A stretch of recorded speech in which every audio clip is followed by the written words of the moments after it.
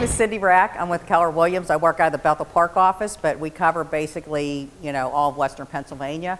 We work off a referral, so if a referral's wants to buy a house in Penn Hills, I go to Penn Hills. But my home base is Bethel Park, and that's where most of my stuff is in the South Hills. Maria Stinger is here with me tonight, and she's with Keystone Building Inspections. And so we're going to kind of go back and forth. And Maria, I have the microphone, so I may have to pass it to you when it's your section and pass it back to me. We're going to kind of break this up into 3 different sections. So the first section is we're going to talk about some things that you can do that are inexpensive to help prepare your house to put on the market. Then Maria is going to talk about some issues that come up with inspections, because that's like the biggest problem, right? As you sell your house and then all of a sudden everybody's holding their breath until the inspections happen. So we're hoping that we can alleviate some of those issues for you. And then after that, after Maria talks about that, I'm just going to show you like 3 houses that were staged, okay? 2 of them, the individuals staged them themselves with their own furniture, and one of them had an actual company that they hired to come in because their house was already vacant, and they brought the furniture in and professionally staged it, okay? So you can hire a stager to come in and help you stage your own furniture, or you can have somebody come in and bring their furniture if your house is going to be vacant. So that we're going to show you a little bit of examples of those. So what I want to do to start is to show you some examples of some property, some before and after pictures, if that will help. So on this particular one on the left, if you see that big tree in front of the house, and there's it's kind of dark, but there are a whole bunch of bushes, big, covering the whole house. And what we did was we took off we cut that tree back. We didn't cut it down, but we cut the tree back. And then we ripped out all those hedges that were covering the house, and we just had it lightly landscaped, put some pretty planters on the porch, had it painted, just cleaned it up, because curb appeal is the biggest thing that you want to, worry about, because that's your first impression is really the most important thing. So you want the front of the house to look really nice. Now, the original door was absolutely beautiful, so rather than replace the door, we had somebody come in and kind of restore it a little bit and kept the original door. This is the back of the same house. On the left, you could see it was kind of rotted paneling, on the bottom. The cement was kind of yucky. There was just dirt everywhere. And what we did was just paint the back of it to make it look really nice.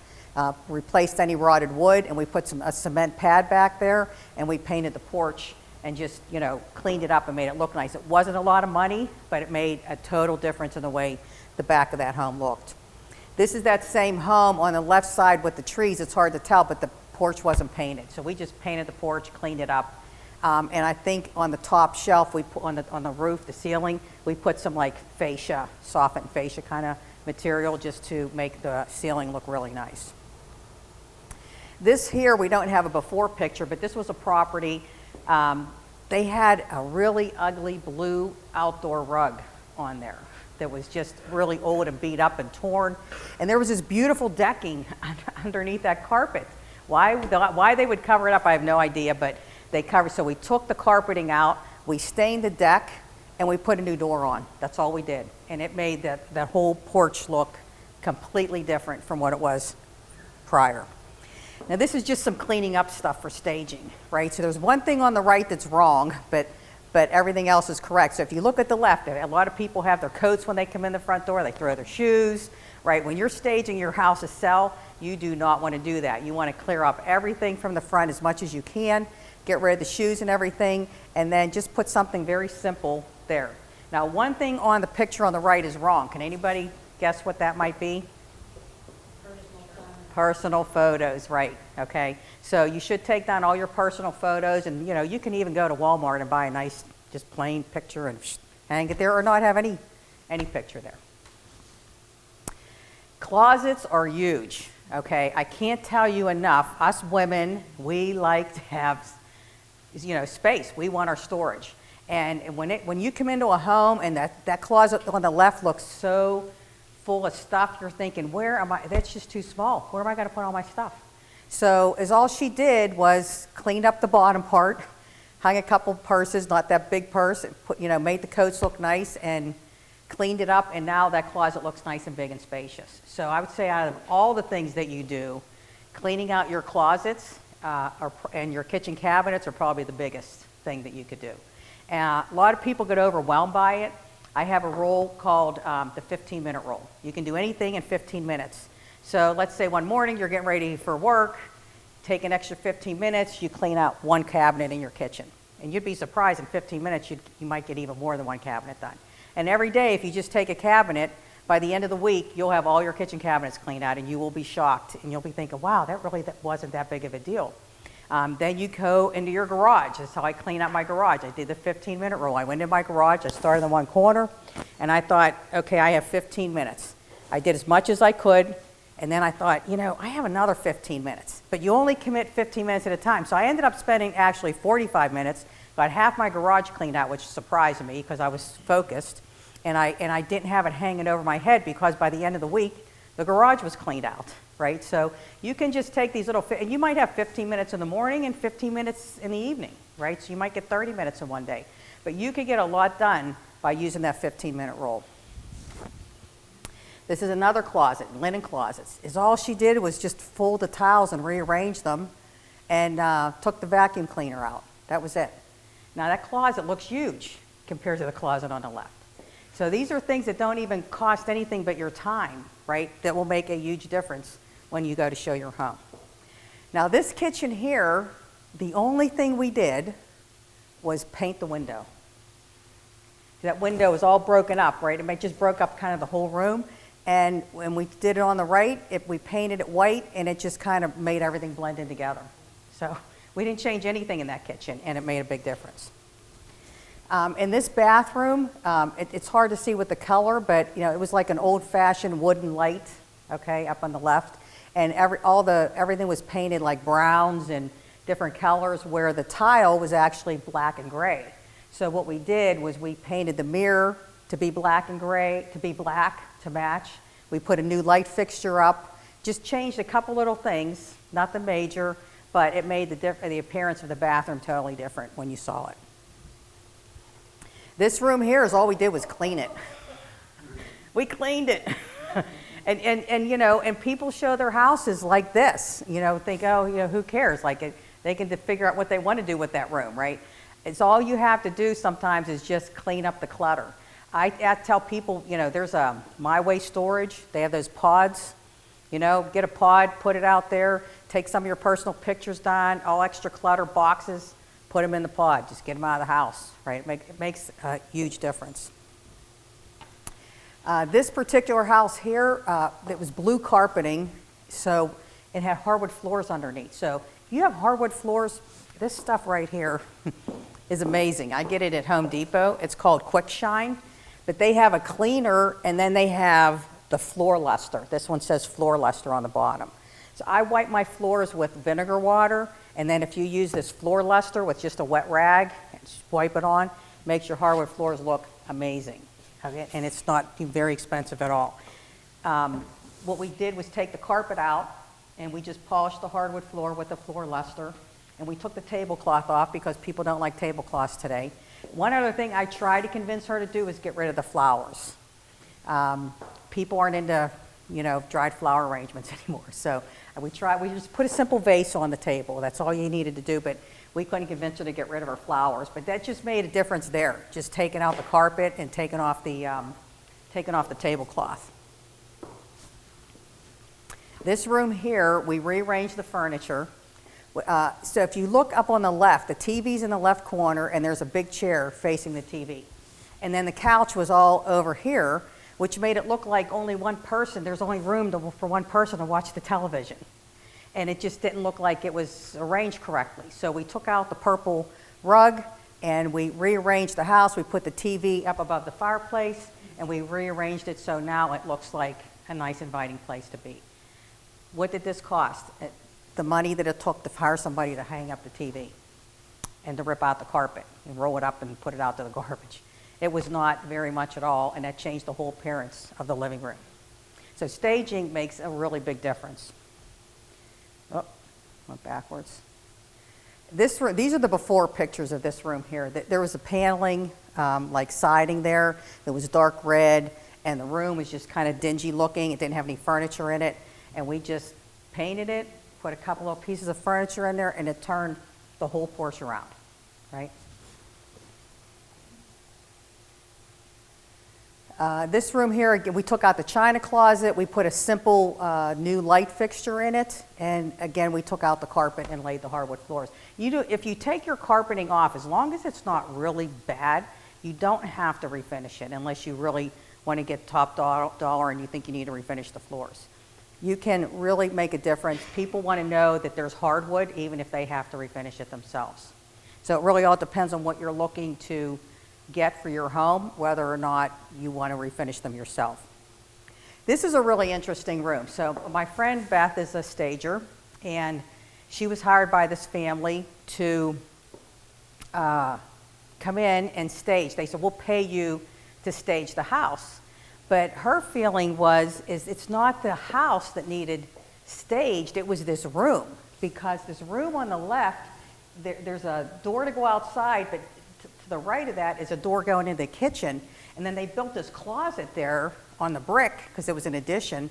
And so it blocked everything. You really couldn't see anything, and it was dark.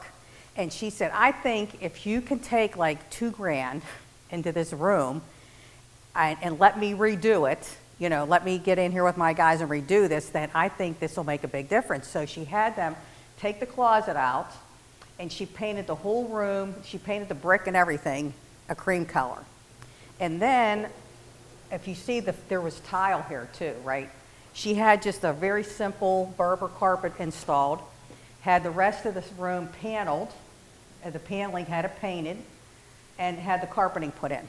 That was it. It wasn't a lot of work. It might have been maybe $1,500 with the carpet and to rip out the closet and to do the painting.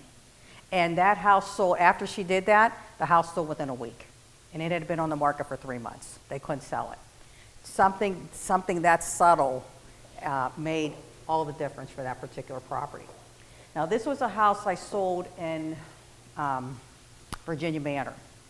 It was an old kitchen. And they wanted top dollar, and they were figuring, we're going to get on the bandwagon to sell our house more expensive. But then they were building a new home, or they were getting an apartment downtown, and the apartments weren't ready. So they just decided to just take their time. They took it off the market at Christmas, decided to wait. Their apartment wasn't ready. And when we put it back on the market in February, I said to them, I really think it'll make a difference if you paint your kitchen cabinets. You don't have to change them. Let's just paint them because everybody likes the light color. So we did. We painted them white, and literally within a week their house sold. It was gone. It was just something that simple. Now, they had earlier had some people come in and do a couple other little things to the house that they needed to get done. But that one change just kind of brightened everything up, and it made the difference. This was a house that I rehabbed over on the north side, and I was originally going to keep it as a rental property, so I didn't want to change out all the kitchen cabinets. So I decided to paint them. And what we did was, I have a guy, Charlie, from the Stone Connection. He does beautiful work, and I think that whole granite countertop was under $1,000. So we put a composite sink in, we painted the cabinets, we put some pretty new handles on it, put a backsplash in. I think the whole kitchen was like $2,000 with everything that we did, and it just it totally looks different from what it was. Yes? Quick question about the cabinets. Do you paint the inside too, or just No, we just paint the outside. Mm-hmm. Yep. Now, what would you think we would do with this room right here? Mainly declutter, right? We can probably get rid of the coffee table too, right? Just less is better today. Take the pictures off the wall, maybe just get one nice picture from, Walmart or something to hang on the wall.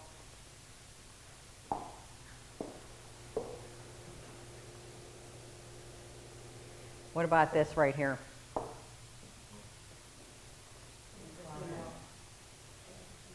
Yeah, get the clutter off, take everything off the refrigerators. That's the first thing you need to do.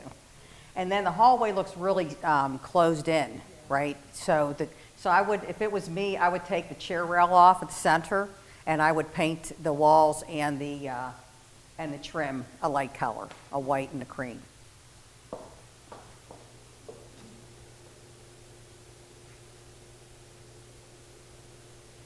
What about this bathroom? It needs everything. Yeah, get rid of all the gingerbread stuff, right? The thing hanging up on the wall up high and behind over the toilet, right? Yeah, well, it's blue, right? That's the first thing, is it's blue. So we want to take that toilet seat off and. Get rid of the guy that left his toilet seat on. Yeah, get rid of the guy that left the toilet seat on.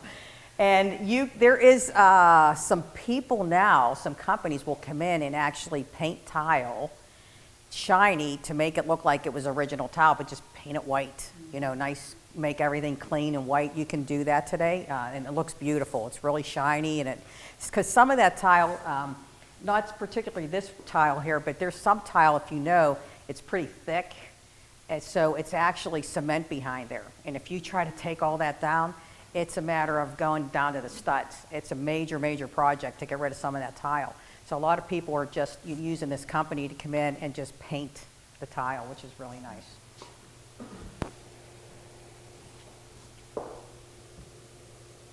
What about this bathroom? Take the wallpaper down, yep. Yeah, that's a blue sink. Yeah. Yeah, light fixture, get rid of the fluorescent lights. You can paint that cabinet if you want to keep it and get just a different top. I would get rid of all the different throw rugs. I'd probably put a new carpet. Vinyl plank flooring is so cheap today, and it's beautiful, and everybody's using it. They're using it in their main living room areas. They're not just in the kitchens and the bathrooms anymore because they're doing such a nice job with it. And those gray colors are real popular right now.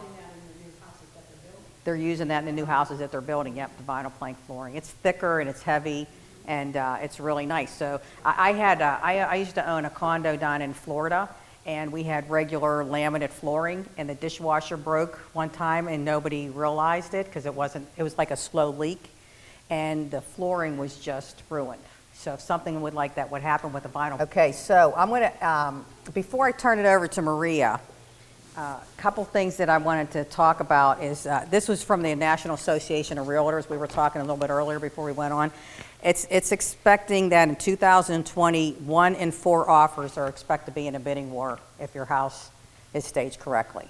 Okay, so that's going to be huge. And then also, I wanted to talk a little bit about home warranties. Okay, because there's a company, most home warranty companies, HSA is who we usually do business with, they will cover the seller and the buyer, and it's not an additional cost. So the home warranty is about $485, and you pay for it at the closing.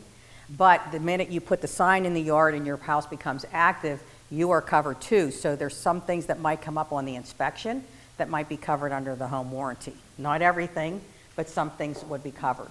And as far as the seller goes, the only thing they don't cover for the seller side is the furnace and air conditioner, which is only an additional $60. I tell people it's worth the $60 because I've had clients that say no, and believe it or not, within like 3 or 4 days their house going on the market, their furnace goes. They could have been covered. So I think it's really, what I'm showing you here is that just for 10 months in 2018, just in my office, which was 3 offices at the time, they paid over $100,000 worth of claims for the sellers before the houses were actually closed. And the majority of that was plumbing was $29,000, air conditioning was $26,000, heating was $24,000, appliances that they fixed, $19,000, and then there was about $8,000 in electrical. So if you're going to put your house on the market, I strongly encourage you to get a home warranty. You know. Yeah, yes, it's like $550, and you don't pay for it until the closing. And if anything goes wrong, it's a $75 deductible. And these are just the seller claims. These aren't the buyer claims. You know, so I thought it was important for you to understand from that perspective. This one was HSA, Homes, Home, I don't know. I don't even know what it stands for. Home Services, something. In your packets, I put a estimated cost sheet. And I'd like you to pull that out if you do have it, because I think everybody needs to understand what are your closing costs. We know that there are costs to the buyer and there are costs to the seller when you go to sell a home. And typically what you would do is put whatever price you're going to be listing your house for up at the top, the purchase price that somebody's buying it for. And then you have your realtor commission, which is usually about 6%, about 3% aside. And that's split 4 ways. So the brokers, if it was 2 Keller Williams offices, the 2 brokers get some, then the realtors representing the buyer and the seller get some. So it's split 4 ways. It's 6%, okay, 3% per side, right, for the buyer side and the seller side. So the seller is actually paying the realtor fees for both sides. That's the way it works in Pennsylvania. So when you're buying, you're not paying, but when you're selling, you're paying for both sides. When you're a buyer and when you go to buy your new home, after you sell this one, you won't be paying your realtor's commission fees. The seller will be paying your realtor's commission fees. All right, so it's important. Not everybody knows that and understands that. Then the other cost that you have is preparing the deed, which the closing company charges anywhere between $125 and $200 to prepare the deed. Your transfer tax is split 50-50, half between the buyer and half to the seller. So in Bethel Park, it's 2.5%. It would be split 1.25% each side. You would both be paying that. So you would have to calculate that based on the purchase price. Then the rest of it is flat fee. So the home warranty would be $550. Municipal certifications could be anywhere from $50 to $200, depending on where you live. So I like to put that in, the highest number in there, but they could be like $25 for the dye test certification, $50 for the tax lien certifications, for the zoning. There's just different little things that might cost $25 here and $50 there, and I just kind of lump it all into one fee. If you live in, I'm sorry. Yeah, it's 1.5 each, 1.25 each. It's 2.5%, 1.25 each side.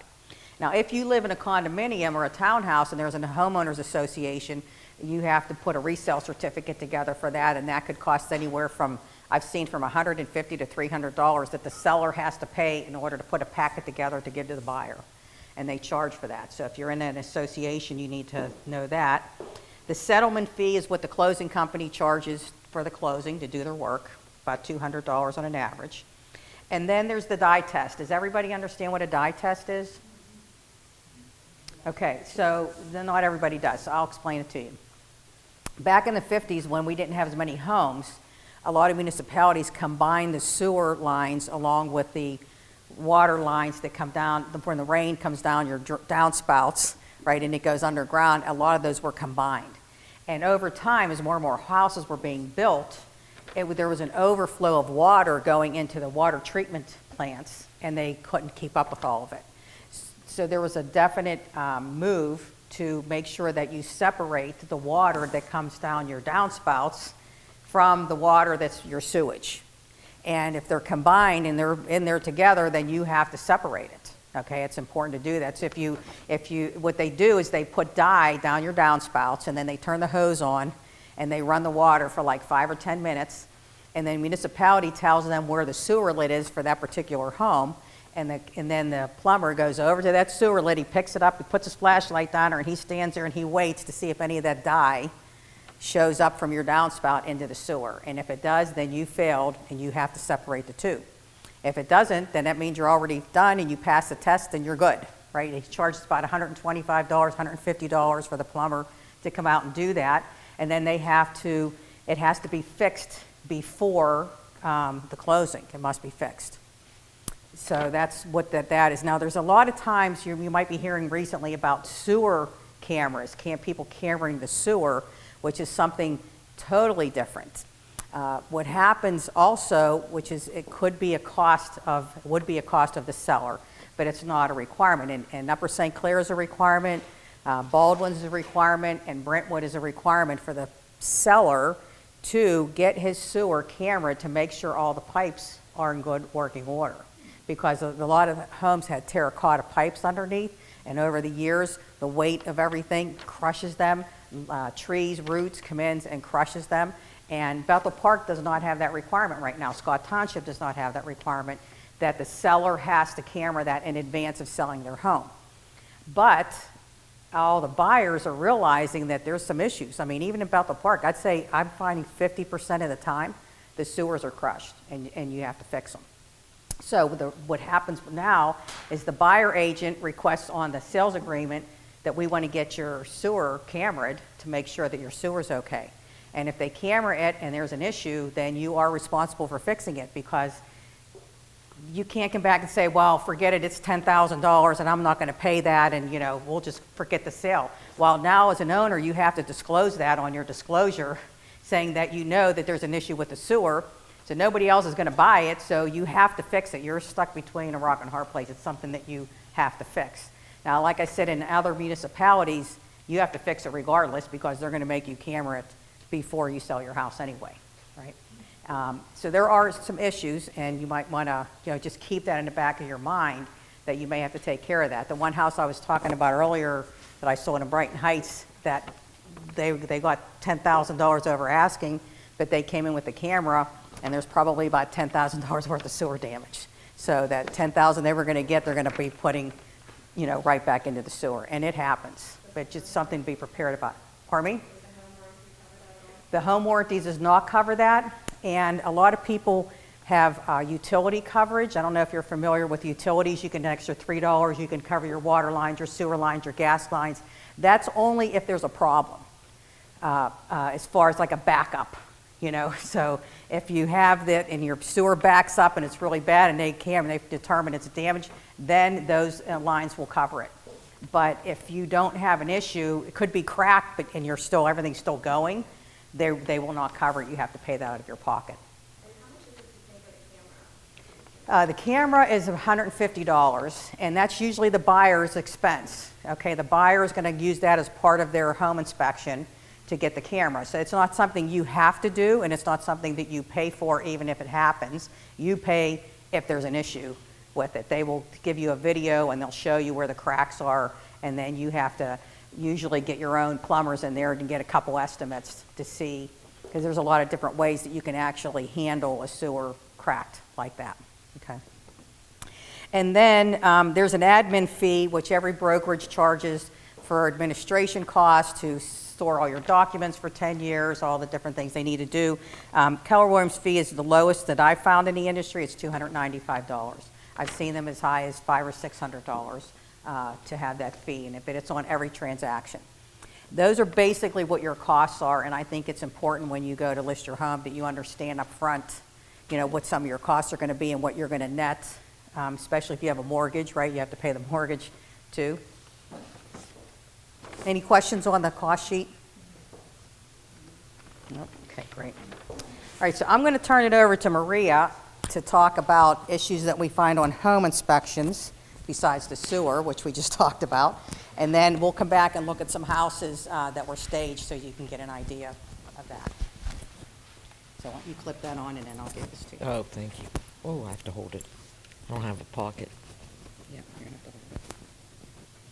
How's this clip? There I think I got it. Got it? Okay. Great. And then which button are you pushing on here? I'll move them for you. How's that? You sure? Yeah, I'll move them. You just focus on that and I'll move it. Okay. Thanks everybody for coming, and appreciate your time and your attention. We've been conducting home inspections since 2004, and Cindy was kind enough to invite me to come in and share with you some of the most common things that we find during the home inspection. Of course, we do top to bottom, inside and outside. We don't do the sewer camera, but we coordinate with Cindy and plumbers and various other companies that do provide that type of service. But one of the most common things we see, and this is just a fine example of improper flashing. Big issues would be anything that has to do with any kind of a roof leak, because a roof would be a kind of an expensive fix. So when you go home or you're at home tomorrow, take a look at what's going on in your house. Maybe stick your head up in the attic, look in that little scuttle hole and see, do you see any dampness, any staining? Really take a good look though, good flashlight. is always important, so you can really see what's going on there. And like Cindy mentioned before, it's all about getting your house ready to get it on the market. For a while, a lot of people were getting pre-sale home inspections. So you'd meet with Cindy, and Cindy would say, hey, call Maria. They'll come in and they'll do a complete full home inspection before you even put the house on the market.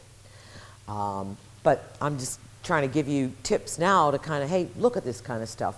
And that would just be something that easy and better for you to do it before you even put the house on the market. Another thing, when you're up there with your flashlight looking in the attic, look for your bathroom vent. If it is discharging right into your attic, if I had a nickel for every time we found this, all over Pittsburgh, north, south, east, and west, because we're kind of like Cindy, we go everywhere, except for anywhere by plane or helicopter. We just kind of stay in southwestern Pennsylvania, but just pretty much everywhere. I don't know why builders did this, but they'll take a vent from your bathroom and they just leave it laying in your attic, and it just creates mold and issues and dampness. And you know, to clean that up, if it's severe enough, you've got to start replacing your insulation and then hire somebody to put that vent up. So look at that and see what you see. It's about $250 Yeah. to get that fixed, to have somebody come in and vent that out your roof, which is the correct way. Right. Because you will fail an inspection every time if that's the case. So it's something important for the least amount of money that it takes to Right. do that. It's Worth it. It's really inexpensive.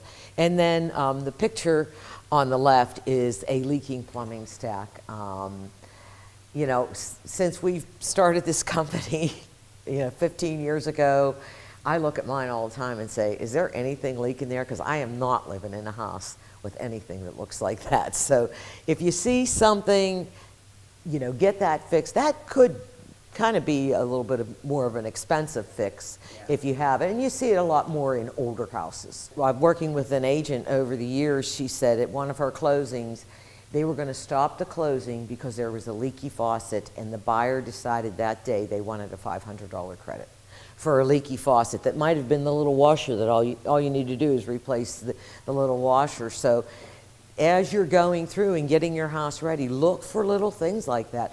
You can get a really nice faucet inexpensively at your local hardware store, or Lowe's, Home Depot, anywhere, easy fix, and try to eliminate as much renegotiation as you possibly can, because you don't want to keep going back to that table. And certainly when you're sitting at a closing table, you don't want to give up $500 over a leaky faucet.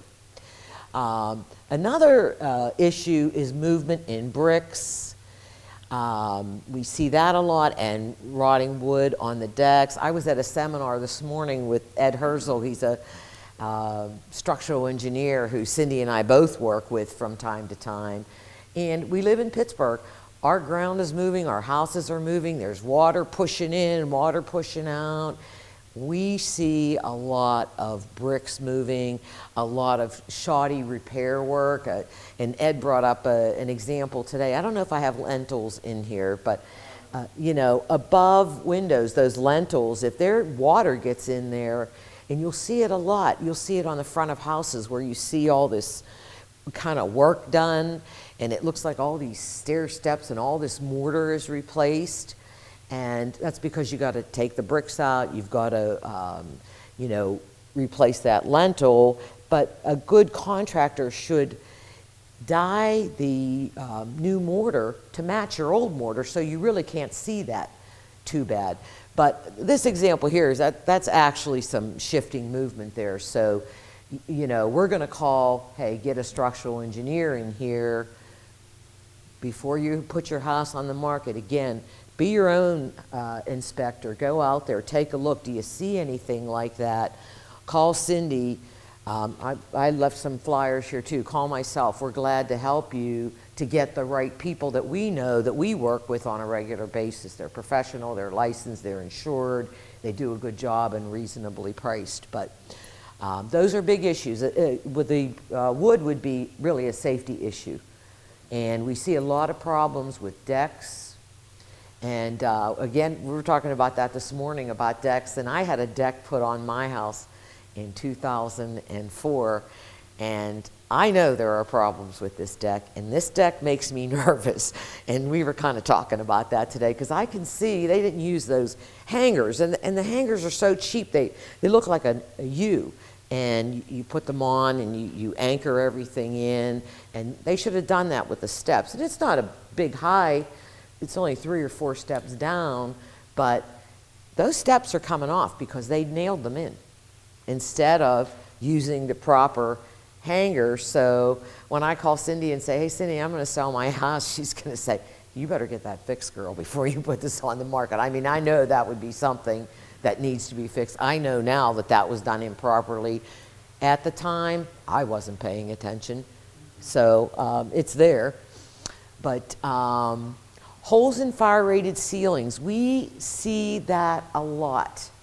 A water pipe is leaking, so somebody cuts a hole in your ceiling in your garage. You have work done on maybe your garage door opener.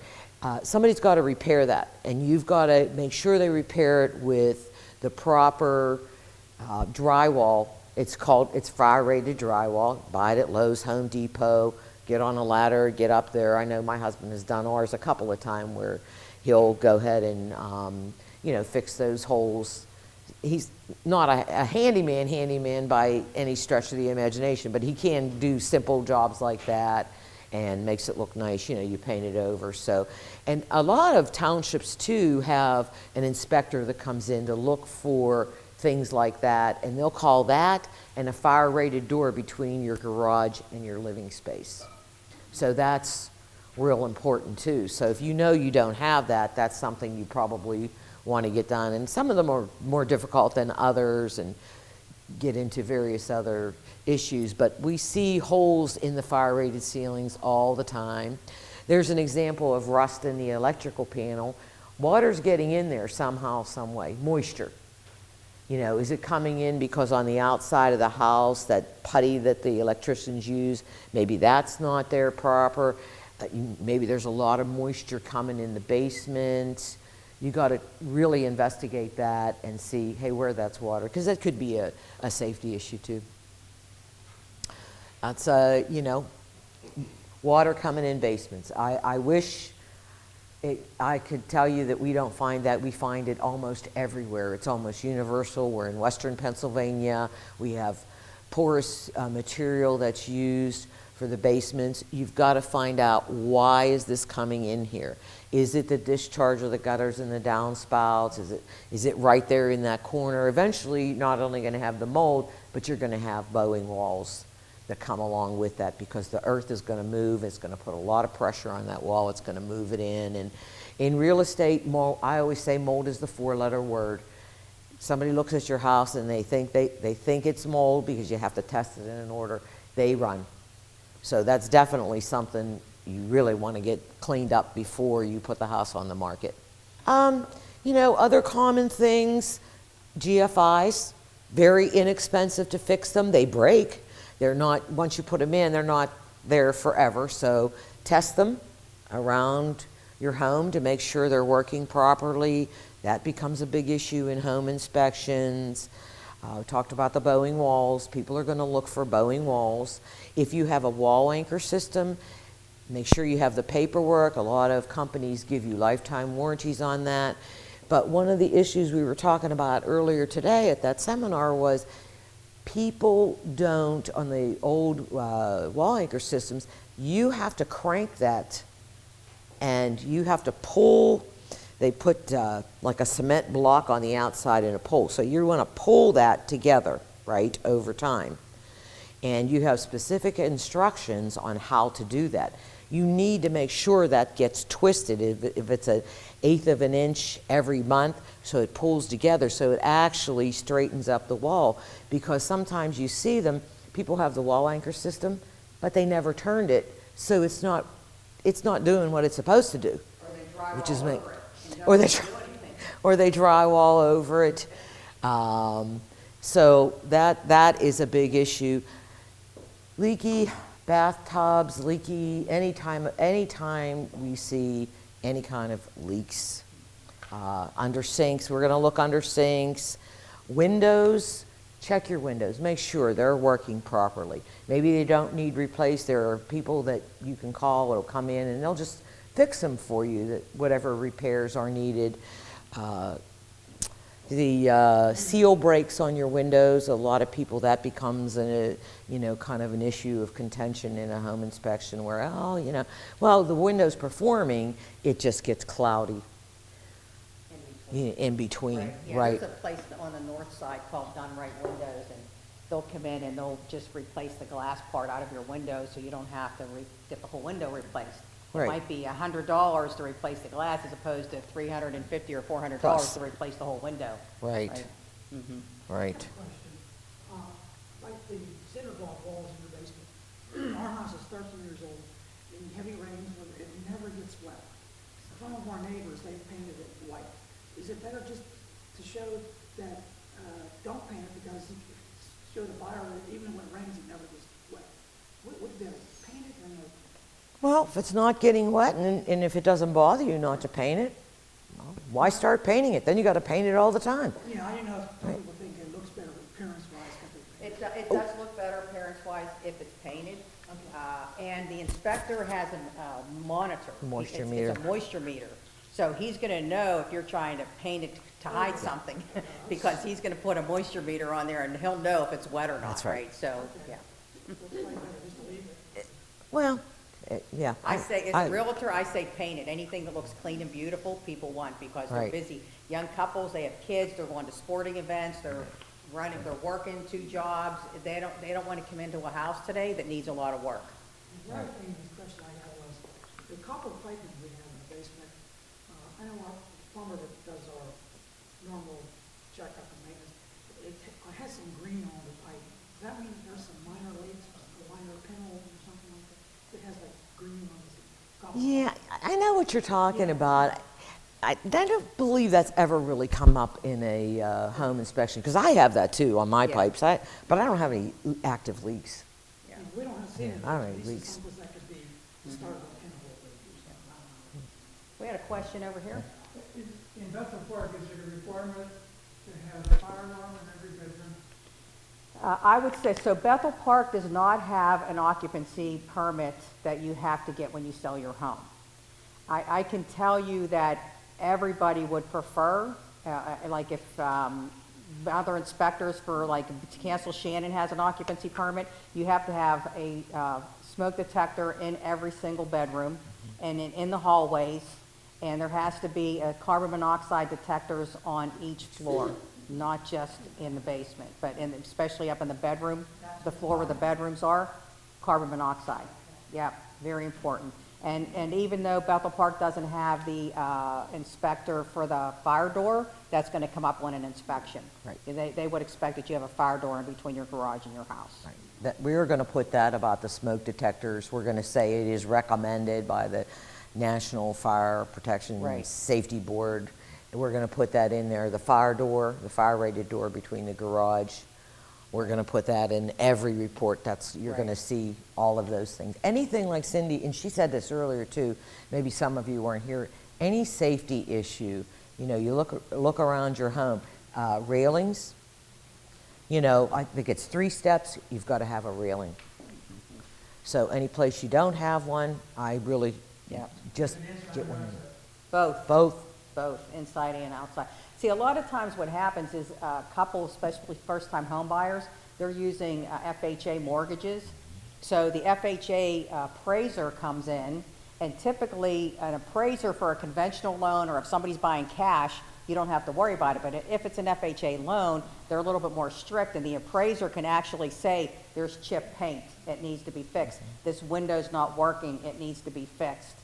There's not a railing on these steps, you need to add a railing. So the appraiser on an FHA loan can actually come in and tell you that there's certain requirements in order for it to appraise. Is it only an FHA? Because 3 houses on my street sold, 3 steps going up to the walk, and nobody has a railing, no problem. So that was it was not an FHA loan then, right? It was probably they either paid cash or they used a conventional loan, and they won't they won't come in and make those additional requirements. It might have been on the inspection. Right. But it's, maybe they picked other things.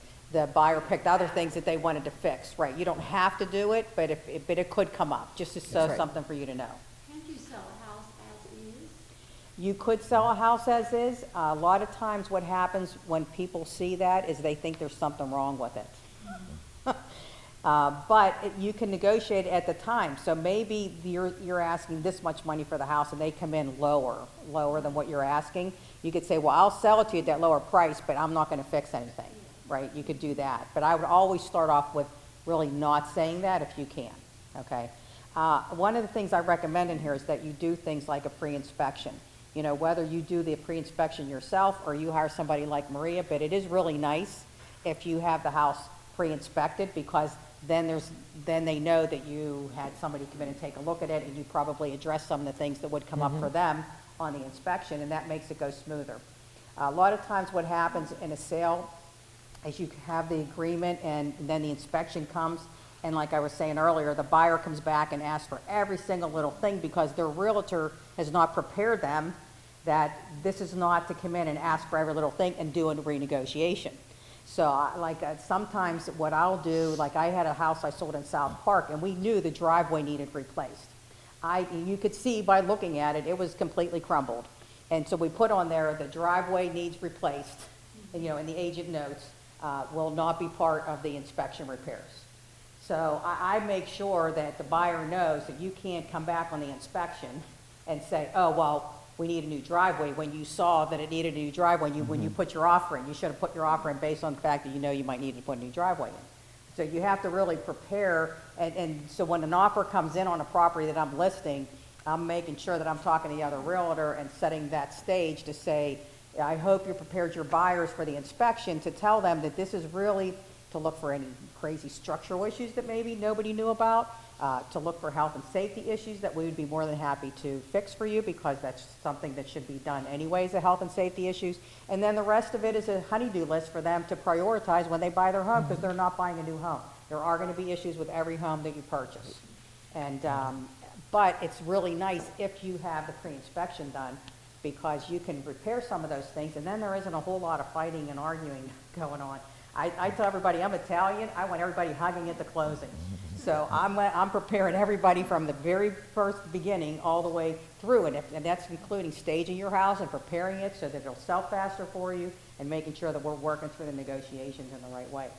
But if you stage your house correctly, and you look at some of these little things that Marie was talking about, your house will sell fast. I have a 20-year-old roof on my house.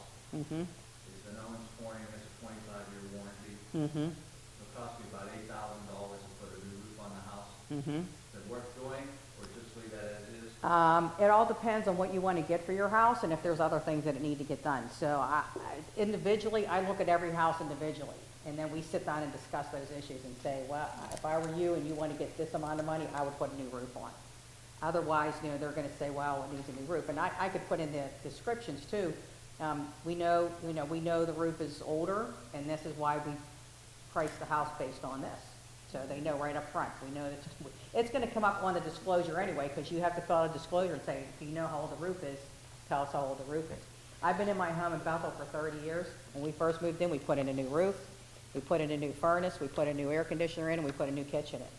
Guess what?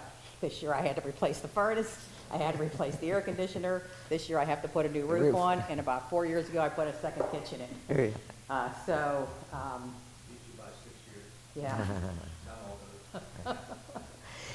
By the way, that made me... Staying close to you 'cause of the I know speakers, that. I'm trying to get closer to her. But that's all right, we're both Italian, we kind of look alike, don't we? We're not related. But you never know. The furnace. Check your furnace filters before you have a home inspection or before you put your home on the Yes. market. If it's dirty, get it out of there. If it's one of the ones that you can clean, just replace that. Just general maintenance kind of things. What do I got to do around my house all the time? Yeah, yeah. I would agree, because when the inspector comes in, if you do all these little things that we're saying, and the couple is usually there with the inspector, and the inspector's saying, wow, these people really took care of this house. You know, boy, this is really looks, they see they keep the filters clean. They must have had this service, you know, all Right. these little things, then that's gonna make them feel, wow, I'm buying a nice house, right? And then they're happier, and then they don't argue as much with the inspections, and Right. everybody's hugging at the closing, Right. right? Which is what we want to have happen. So it's really important to prepare your home to get it to sell. Make sure too that when you fill out that seller disclosure, and I know Cindy will give you good guidance on this, be truthful, be honest. My inspector Dan says that very common during a home inspection, the buyer will say, I think they lied to me. They didn't put this on the disclosure. They had to know this. If they're trying to hide that, what else are they trying to hide? Right. And that goes back to one little word, and it's called trust. Right. You know, once trust is broken, you know how that feels. If somebody breaks a trust that you had, you know, you trusted them with something and someone breaks it, it's hard to repair that. And these are all emotions that go on during huge a emotional sale of a house. You know, it's very emotional, very, very stressful for all concerned. So just a word of caution, but you guys had questions. Just wanted to ask you about the sidewalk. I never really thought about it over the years, but just recently looking at it, a couple spots are half an inch to an inch elevated. Is that optional to fix that, or should it be done? They'll say it could be a tripping hazard. There's a place called A1 Concrete that will actually come in and they'll level it. Instead of busting it out and have to put a whole new, they'll drill a little hole in there and they'll pump something down underneath to bring the low side up to kind of level it out for you, and it's a lot less expensive. And it than works. replacing it, and it works, yeah. My neighbor had that done years ago. It's beautiful. I mean, It all depends on how bad it is. I mean, there may be Right. some other things that might be better, and it's not to say that you have to get it fixed. You know, again, they're not buying a brand-new home, so not Right. everything is gonna be perfect, right? But a couple things on our sheet here. I hope everybody got this checklist here, that you can take home and kind of go through and use. But, you know, changing your light bulbs is huge. Today, people want to see nice, bright light. If you have old, heavy curtains, you know, the younger people are not interested in that. So if you have little panels, like maybe a straight little side panel, that would be fine. Otherwise, take the curtains down, have your blinds up, and that would be all than you need on the windows. Make sure you clean your windows. Bright, clean windows make a huge difference. It doesn't cost anything. It takes a little bit of time, and just having clean windows is great. Clearing off your kitchen countertops of everything that you have on the countertops to make the countertops look bigger and there's more space for people to work. That's a big thing. All these things do not cost any money. Fresh paint makes a huge difference. Just fresh paint things. The front door, if it needs painted or, you know, maybe replaced if it's really bad, but just painting the front door and putting a new doorknob on, you know, clearing out the entranceway, put in nice, fresh new carpet that you can get at Walmart just to make it look clean and fresh and appealing, some fresh flowers. All those things go a really long way. You can get some beautiful fresh flowers at Trader Joe's, and if you have a place on the entranceway to put them in, $6. You got some nice flowers, and it really makes a big difference. So your entranceways are really important. Cleaning out the closets, we talked about that, removing unnecessary furniture, magazines, you know, just clutter. Just declutter is probably the biggest thing because it makes the rooms look so much bigger. We talked about the hardwood floors, you know, clearing, you know, just dusting, vacuuming, getting rid of carpet if you have hardwood is really huge because hardwood is huge today. The kitchen, like I said, you don't have to get new kitchen cabinets. You can paint them. You can just get a granite countertop put on, maybe a new appliance if you think you need it. Vinyl plank flooring's inexpensive. There's a lot of things you can do to a kitchen to make it look a lot better than what it might look like today that won't cost you, you know, $30,000 to redo your kitchen to sell your home. Even in the bathrooms, you can just put a new vanity in. They're, you know, beautiful vanities over Home Depot, $250. They're beautiful. And, you know, new light fixture, paint it, goes a really long way, you know, in the bathrooms. Even clearing out the garage, like I said, with that 15-minute rule, and just making sure that the house looks like there's a lot of space. That's the biggest thing that you want to look at. Let's see. Small leaks, we talked about, GFCIs with the electric. I would have an electrician come in and just do a check. You know, and we had to get a new electrical box too. That was the other thing we had to do this year, is new electrical box. Those are both the main things on here. Before I show you some of the staging, is there any other questions that anybody? Talking about like concrete, so in our basement, our house is only 13 years old, in our basement, we had some of like spider cracks. Mm-hmm. Not anything really big. Mm-hmm. Should we repair that? I'd say most likely, if there's just some little spider cracks, if you paint it, it'll probably fill it in. I mean, it shouldn't be too bad. You know, if they're just little spider cracks, I wouldn't worry about it. I just wondered if that came up on inspection. Well, I brought with me a little bit of show and tell too. Oh. Up on the board is a radon test. Oh, okay. And this is a radon test that I would place in your house. It's a duplicate test side by side. It's a live test. I mean, it's not live now, but I can use it to place in a house, so I don't want to open it up to show you. But, so those little spider cracks Yeah. are a pathway for the radon gas. So if you had high radon gas in your house, a mitigator, what they do is they have a special caulking. They fill all those in before they put your radon mitigation system in. So this is another thing to prepare yourself for when you're selling your house, because 99% of people get a radon test. Right. Radon is a colorless, odorless gas. It has been found in 67 of 67 counties in Pennsylvania. We have a very strong radon program in our state, so meaning that you could go to the pa.gov, search word radon. You can get booklets. I had some of them left. They're not printing them anymore for us, but you can get it for free, a citizen's guide to radon reduction. And when I set up a home inspection for Cindy's clients and they're getting radon, I always send this booklet. I have it on a PDF now. That please go to places like that, though, to get your information on radon, because there's so much misinformation out there. It's pa.gov, and in the search box, put in radon division, and you'll get to the DEP website. And it's not easy to navigate through their website. It was much easier, but you can actually put your zip code in to find out what the average radon concentration level is in your zip code. Doesn't mean you're going to have it, but we have done so many tests over the last 15 years across the state. We have literally thousands and thousands of houses have been tested, which is a very good thing. So when Now, you, if it comes up on an inspection and it's above 4, the seller is required, as part of the health and safety, to get that remediated.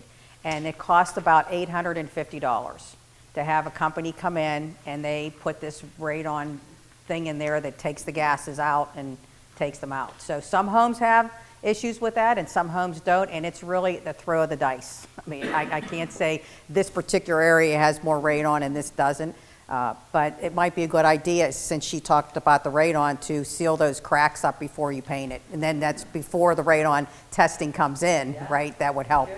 That would help with that. would help it. Yeah. Actually, the radon test by zip code, this is one thing good that the state does. So you can put your zip code in. Again, you got to search on that website, but you put in your zip code, and in 15102, this was last year's statistics, and I don't even know if they've really updated it, but in the basement, the average radon concentration level is 3.8. We measure it in picocuries per liter, so imagine a liter bottle.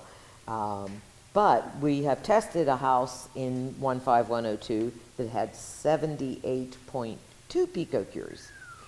So, and that's not even, Murraysville, they found a house recently with like 14,000 picocuries Oh in the my basement. gosh, So, that's crazy. and there's so many things that are going on with radon and environmental. You know, we're all into all of this environmental stuff now.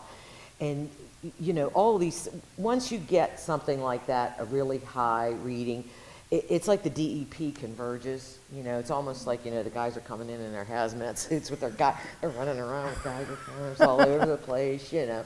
I mean, it doesn't mean you're going to get lung cancer or you're going to die because of that, you know. But, you know, that's why I say please go to the DEP website, because you don't want to get scared to death of this.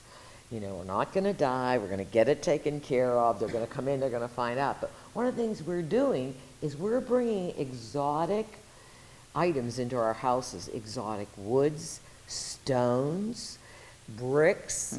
There was a house out here, I believe it was in South Park, where they had a lot of water in the basement, so they had this stone floor put in. It was absolutely gorgeous. I loved it.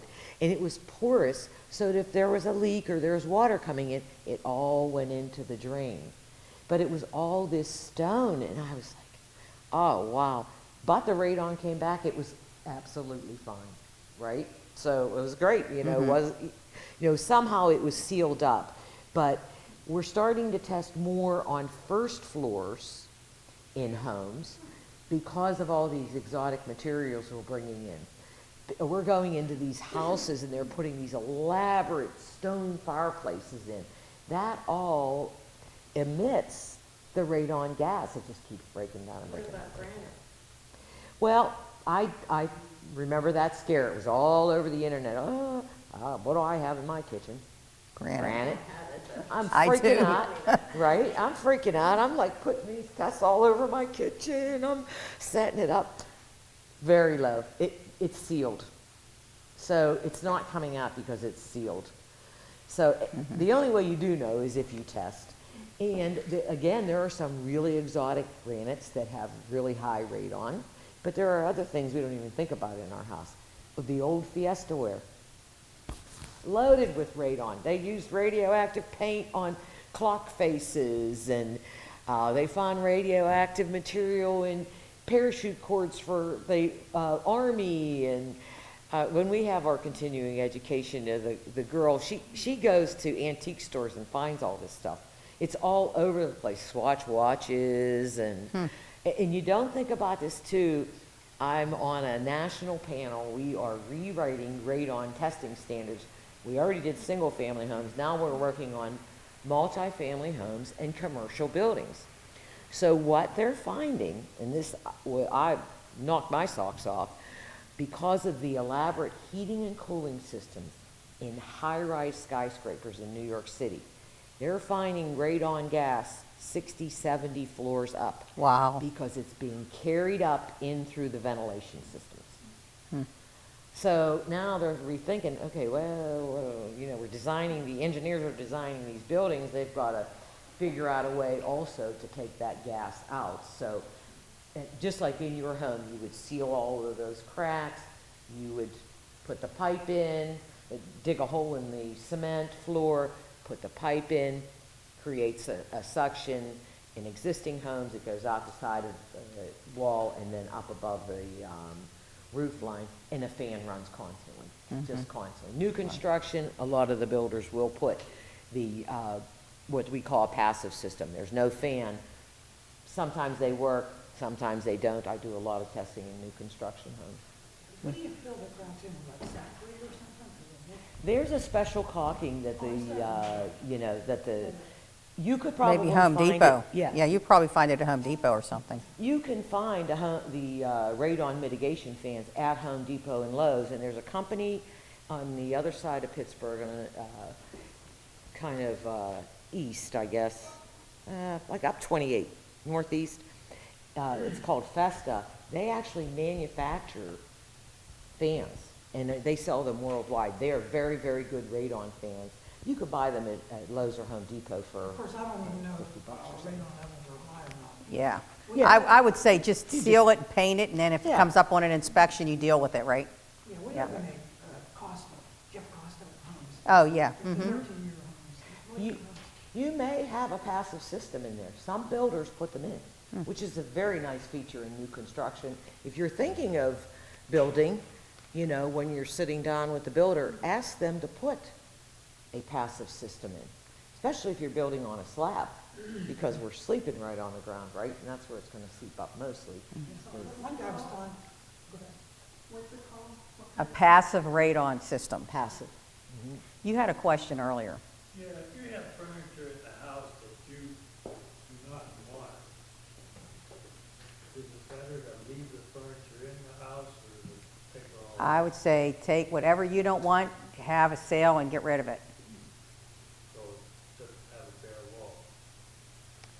If you have a little bit of furniture to leave in there for staging, I mean, you'd want some furniture in there for staging if you can, but you don't have to.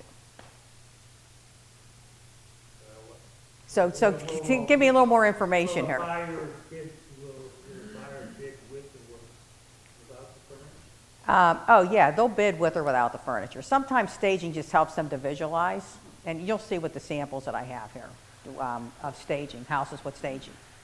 Typically, what does the stager charge? I think to come in and rearrange your own furniture, a couple $100. I mean, it's not a lot. You know, I don't think it would be a lot.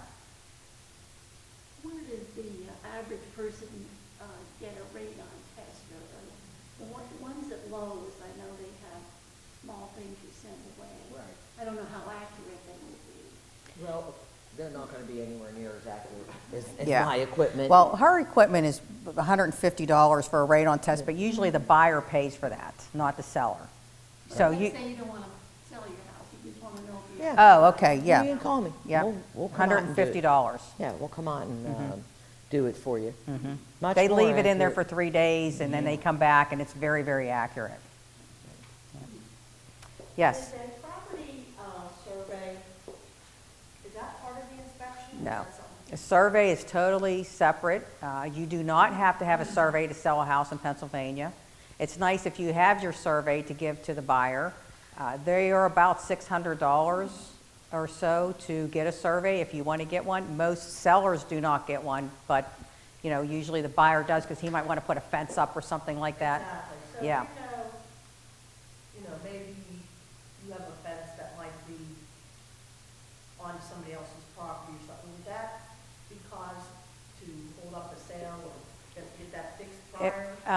If your neighbor or somebody's causing an issue with it, yeah, but there aren't surveys done before a sale. There are not surveys done before a sale.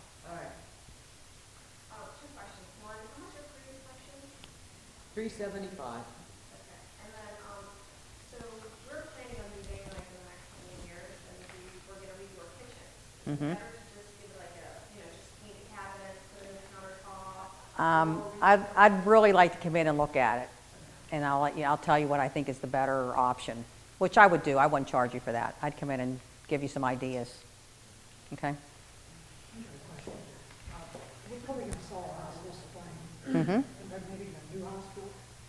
Now, one company we dealt with, Moses Electric, they said a lot of the newer houses now, they deal with, they're getting charging stations for them. Should we do that?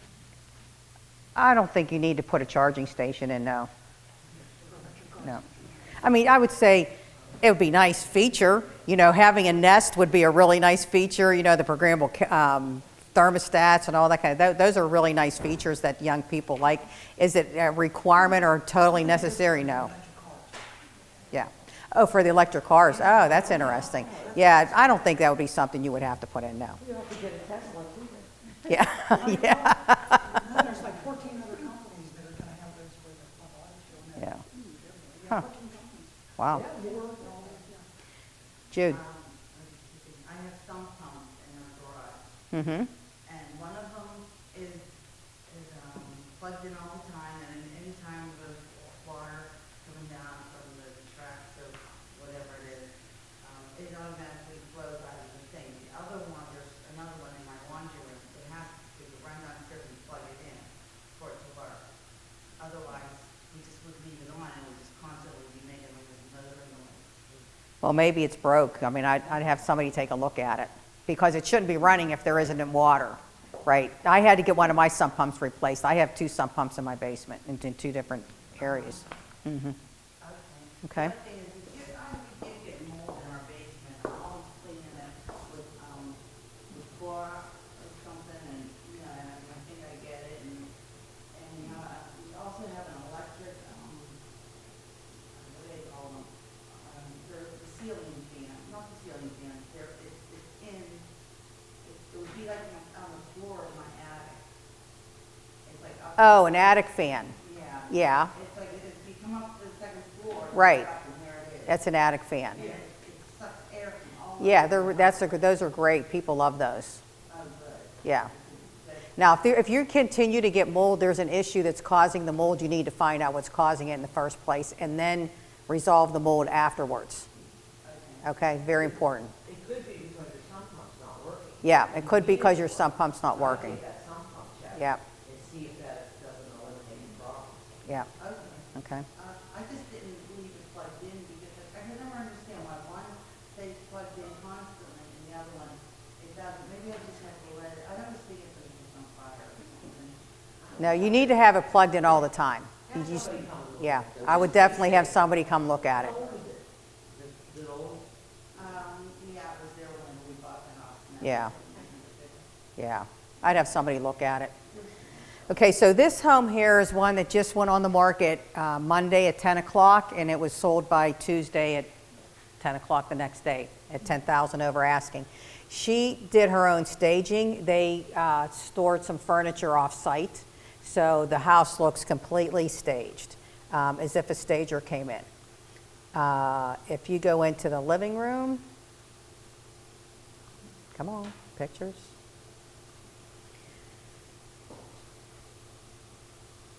Do I have internet service?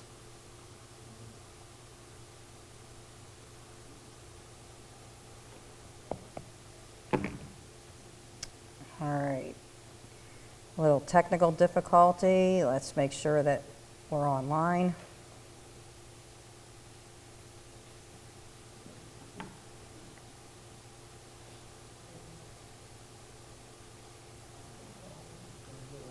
There it is. I was hitting the wrong button.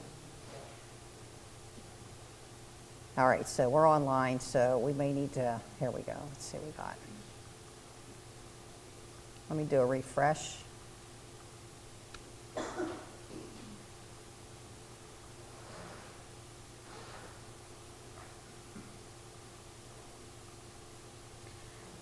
So as you can see, the living room, they just have very simple couch, love seat, end table, coffee table. That's it. They took everything else out. Another view, they even emptied some of the bookshelves and just put a couple books on the bookshelves. They don't have a whole lot sitting on top of the bookshelves. Very simple and clean. And a couple little staging things. She put some, by the front door, she put a vase with some fresh tulips in it. Just nice and clean. Another view of the living room. This is a room that was empty. It was on the first floor. They just completely emptied it out. They didn't even stage it. The dining room, simple buffet, small table with a couple chairs, some fresh flowers on the table. If you could see, I think there's the kitchen countertops are cleared off. She has just a little bit of, I don't know if that's like baby breath or something coming out, very little on the countertops, very simple. And she did this staging herself, so that this was to show there's a pantry. And the bathrooms, clean. One little picture, very something little on the toilet, and not a whole lot. She put some fresh flowers in the window on the landing. This is the master bedroom. Very little furniture in the master bedroom. This is what stagers do. They come in and it just makes the room look so much bigger.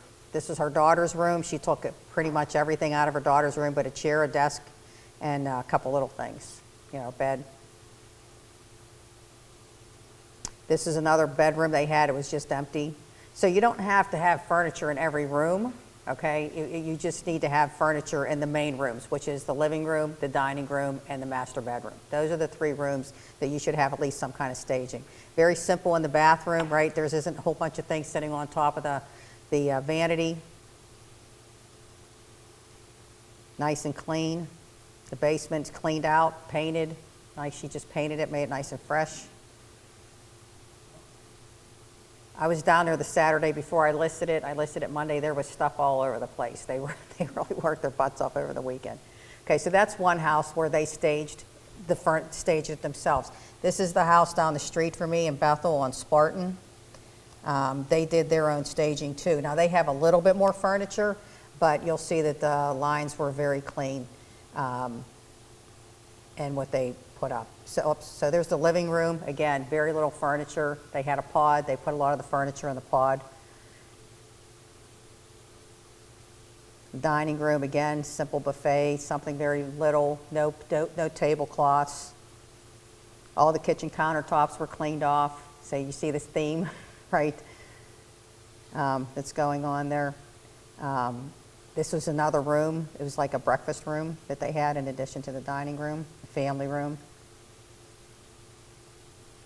So this house sold for $5,000 over asking the first day it was on the market. Very fast, it went quick.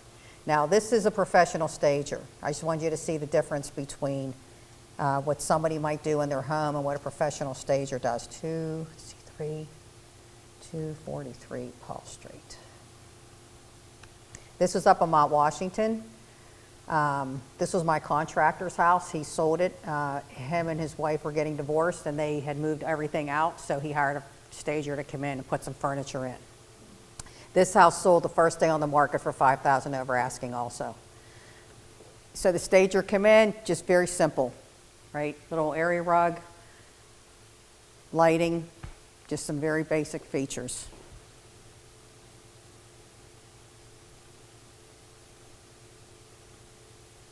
Dining room, she kind of set the table and just made it look pretty. Kitchen, so all she did was put like olive oil, a bottle of wine, a wine glass, couple little things on the counter. She had like a cookbook set up over there. In the bathroom, she just put some towels, you know, not a whole lot, just something very simple in the bathroom. Master bedroom. This bed you couldn't even sit on. This was like cardboard. So this is like a fake bed. But Anybody ever sit on one of those? no, I think one time somebody did, almost broke the whole thing apart. But here they just put like some soap dispensers, you know, just very little in the bathroom. Just clean look.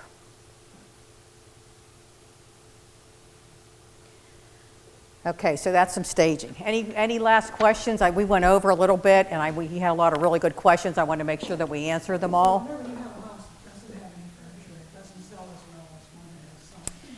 Well, I can tell you that when I flip a house, I put it on the market, and they're gone, even though I don't have any furniture in them. Oh, it's all right. Yeah. But again, it's because it's flipped. It's new. Everything's new. I put new light switches in, new registers, everything's brand new. So I don't worry so much about staging it because they know they're coming into a brand new house, basically. Yeah, the market is so strong right now, it's crazy. Yep. So I want to thank everybody for coming. I hope this is beneficial to you. And if there's anything, if you need some questions answered privately, I'll be more than happy to do that for you. And I have, if you did register, I have an app. It's called Homekeeper. And I have all of my private vendors on there that I use for all my contractors and electricians and plumbers. They are all part of that. And also on there, you can keep track of your appliances too, and any service calls you do on any of your things. It keeps track of all that. You can download the manuals to any appliance you have. It's called. I have to email it to you. There's a link for me that gives you my private contractors. Okay. So thank you everybody for coming.